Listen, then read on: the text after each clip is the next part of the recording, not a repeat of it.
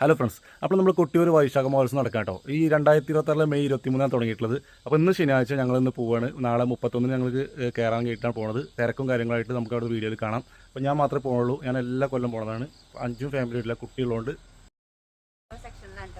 അത് മാത്രമല്ല, ഈ ആനിമൾക്ക് മഴ തട്ടിയപ്പോൾ ജലദോഷം പനി അത് വിട്ടുപോകില്ല. അപ്പോൾ തൽക്കാലം പോകും. അപ്പോൾ നമുക്ക് അവിടുത്തെ വിശേഷങ്ങളുമായിട്ട് കാണാം. ഓക്കെ. എല്ലാ പ്രാവശ്യം പോലെ ഇപ്രാവശ്യം യാത്ര ഞങ്ങളെ നിയന്ത്രിക്കുന്നത് സുനിലേട്ടനാണ് കേട്ടോ. ഇത് അപ്പു നിവേദ്യം ടോക്കസ് വണ്ടിയുടെ ഓണറും കൂടെയാണ് കേട്ടോ. ഇവിടെ നിന്ന് എങ്ങനെ ട്രിപ്പ് ഉണ്ടെങ്കിൽ ഞങ്ങൾ അപ്പുവിനാണ് വിളിക്കൽ. കാരണം വേറെ ഒന്നുമല്ല, ഉത്തരവാദിത്വം അതുപോലെ നല്ല ഡ്രൈവിങ്ങും. രാത്രിയിലെ യാത്ര എന്ന് പറഞ്ഞാൽ കട്ടൻ ചായയുള്ള യാത്രയാണ്. അപ്പോൾ കുറച്ച് ദൂരം യാത്ര ചെയ്തപ്പോൾ തന്നെ എല്ലാവർക്കും ചായ കുടിക്കാൻ ആഗ്രഹമായി. ചായ കുടിക്കാൻ നിർത്തിയത് ഒരു ഹോട്ടലാണ്. ഹോട്ടലിൽ നിർത്തിയപ്പോൾ അവിടെ മസാല ദോശ തട്ടുദോശ ഒക്കെ ഉണ്ടായിരുന്നു. അപ്പോൾ എല്ലാവരും ഓരോ തട്ടുദോശ കഴിച്ചിട്ടാണ് വീണ്ടും യാത്ര തുടങ്ങിയത്. അങ്ങനെ 9:00 തുടങ്ങിയ ഞങ്ങൾ തീർത്ത യാത്ര കറക്റ്റ് 2:30 ആയപ്പോൾ കൊട്ടിയൂർ എത്തിയിട്ടോ. എത്തിയ സമയത്ത് റോഡുകളെല്ലാം കാലിയായി കിടക്കുന്നു.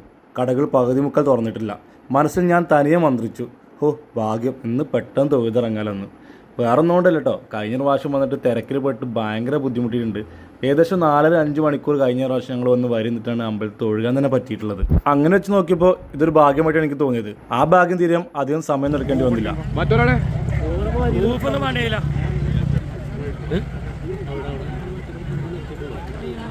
എന്താണ് പുതിയ പാലം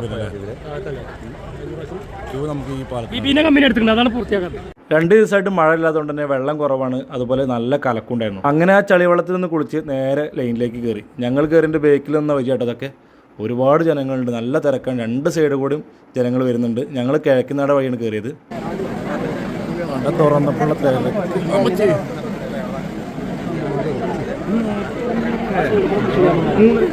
അങ്ങനെ ഒരു കണക്കിന് ഞങ്ങൾ നടപ്പന്തലെത്തിയിട്ടു. നടപ്പന്തത്തിൽ കുറച്ച് തിരക്കുറവുണ്ട്.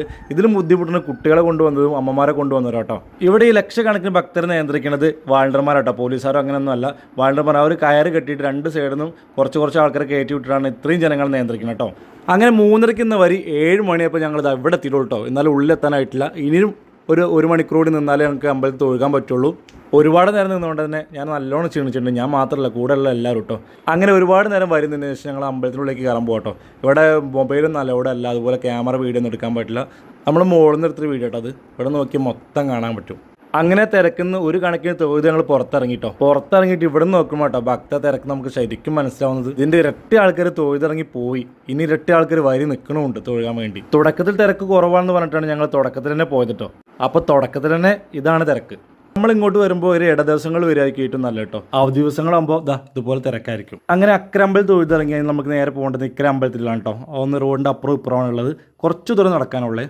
അങ്ങനെ അവിടെ തൊഴുതിറങ്ങി. ഇനി ബ്രേക്ക്ഫാസ്റ്റ് കഴിക്കണം. അതിന് നല്ലൊരു ഹോട്ടൽ തിരഞ്ഞെടുക്കുമ്പോഴാണ് സേവഭാരതിയുടെ അന്നദാനം കണ്ടത്. ഇവിടെ ഒരുമിച്ച് 2 ബസ് ആൾക്കാർ വന്ന്